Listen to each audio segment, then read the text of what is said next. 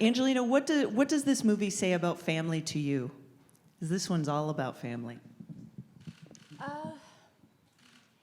It's about family. It's also about it's about a few things to me. It is about family, and it's Aurora and Maleficent were first brought together and became a family. They weren't really expecting it. Maleficent was harmed in her life, and she'd lost herself and lost her ability to, I think, be soft or feel love, and the love of a child, which certainly happened for me in my life. Being a mother brought out something in me that completely transformed me. And I think, but we are different. We're different creatures in the film. And so there are metaphors in the film, and not to be heavy about it, but always, I think, a good film for young people has these messages. And I think there's a real question in the film. We get pulled apart. People tell us, because you're not the same, you're not family. Because you're not exactly like her, you're not her mother. And that certainly strikes a chord with me. And I think Maleficent questions whether she's good enough to be a mother and whether she is her mother. And so in the middle of this film, we go on different journeys, and she finds herself in this idea, well, I'm like this, I was born this way, so that must be my true nature. And I think, well, I guess I'm a creature, and I'm like this, so that must be my true nature. So we go through this period in the middle of the film where everybody's really focusing on their differences, how different we are, and we go to our own corners with our separate backgrounds or ways of being, or who we are, or how we're born. And then there's a real push to say this is not how it should be, and this is not how to live, and diversity makes us stronger, and there must be a better way forward, and we have to come together. And so we do that in the film with the humans and the creatures and the Morpho coming together. We do that as a family, and we come together and we fight against this separation, and we unite, and we say this is the world we choose to live in. And I think that is a really important message. And Sam, Diaval has such a unique relationship with Maleficent. Can you talk about the evolution of that relationship in this film, as well as what's the behind the scenes? Because I remember seeing in the behind the scenes of the first film, flapping your arms and running out of a scene, ducking down because you're poof turning into something else. But tell us about that evolution for this film.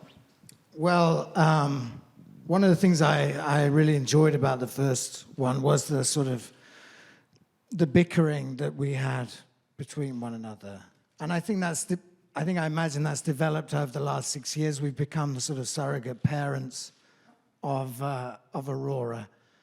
And Diaval is sort of one of the only ones who is brave enough to contradict her in some of her behaviors, or suggest, means of being more polite, or how humans behave. And we had a lot of fun playing this sort of thing. Can you talk about working with Angelina again, and especially kind of in the same neighborhood of character as far as a strong, nuanced female goes? Yeah, I mean, we had a great time making Salt all those years ago, and so it was really exciting to get a chance to do stuff.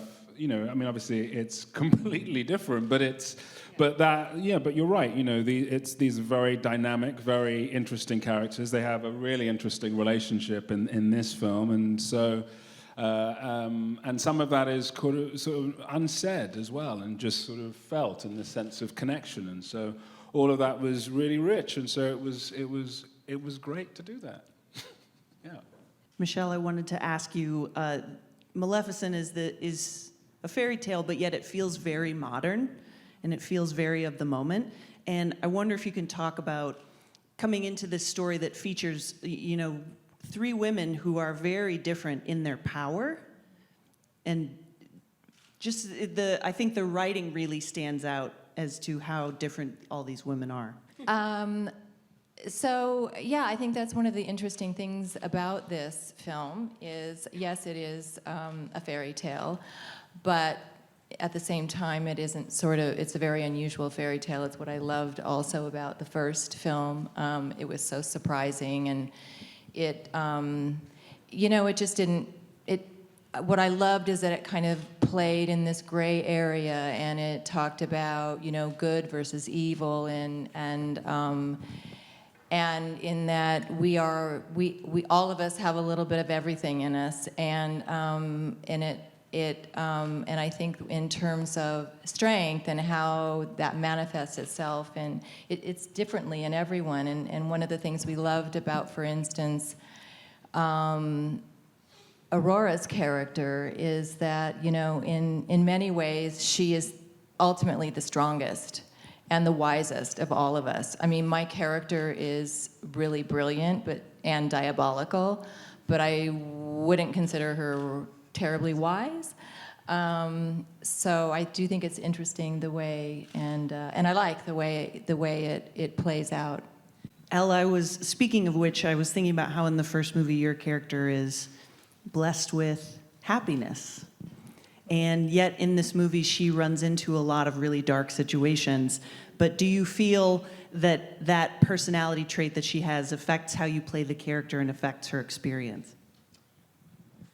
Yes, I mean, obviously, you know, in the original fairy tale, she's, you know, granted with these gifts when she's a baby.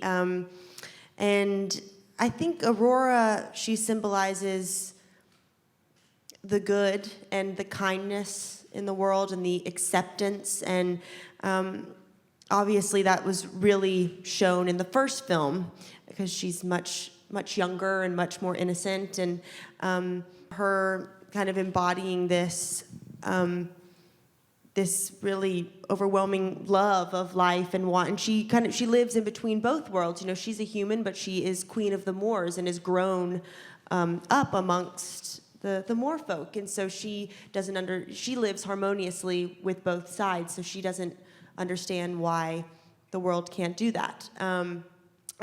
But she's, you know, in the second film, what's so great is that she's definitely a young woman now, and she's grown up. She is stronger. She has much more conviction within herself, and she's learning how to gain her independence. And I love the family theme in the movie because it's very realistic to real life of growing up and kind of separating from leaving the nest and also making your own choices in life.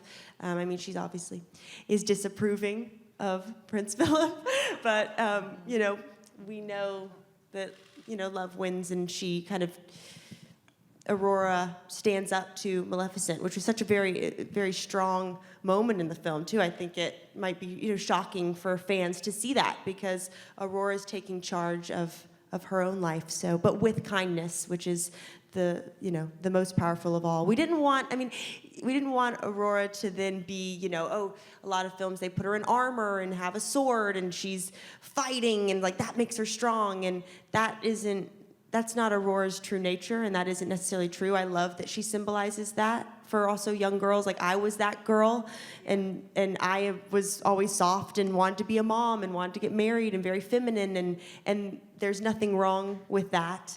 And so we get to show the strength in accepting your femininity, and Aurora does it in a pink dress.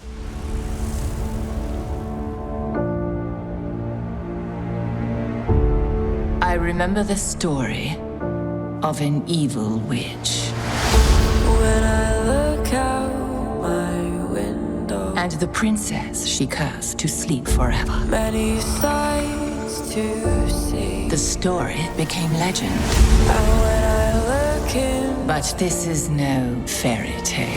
so many different. There are many who prey on the innocent. I'm sure your kind would agree.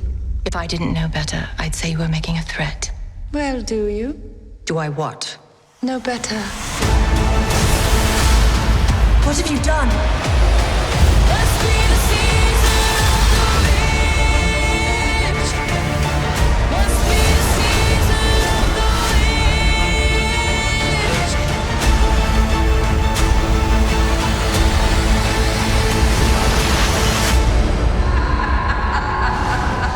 Must be a season of love.